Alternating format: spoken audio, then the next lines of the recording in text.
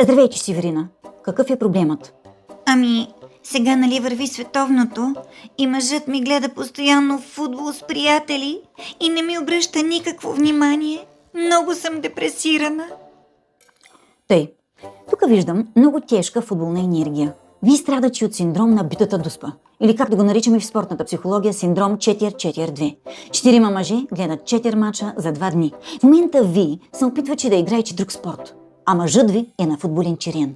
Вие трябва да говорите на футболен език сега. Вместо да сте съдия и да му раздавате жълти и червени картони постоянно, станете част от отбора. Цял живот сте вратар, което е хубаво, защото само вратаря може да пипа топките с ръце.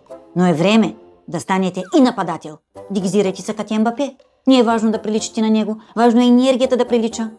Обличете екип, започете го леко, се едно сте тичали, имитирайте Мбапе, говорете на френски, бъдете секси, говорете му футболно, кажете неща от рода на «То сляв бек днес е много стабилен» или «Се латерал гъш, а très solide aujourd'hui».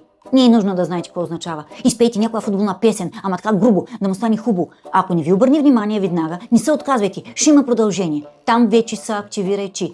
Вие трябва да стигнете до голова ситуация. Не тичайте по тъч линията, влезте му директно в наказателното поле, търсете свободните пространства, дриблирайте, правете финтове покрай защитата, излезте сама срещу вратаря, силете се високо. Не може да се задоволите само с един гол. Вие трябва да направите хетрик в последната секунда. Направете шпагат, гледайте да няма фал, след това центрирайте и директно го съблечете. Гол!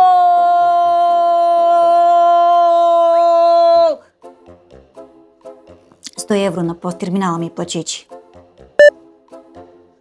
Благодаря ви. Добре, че сте вие.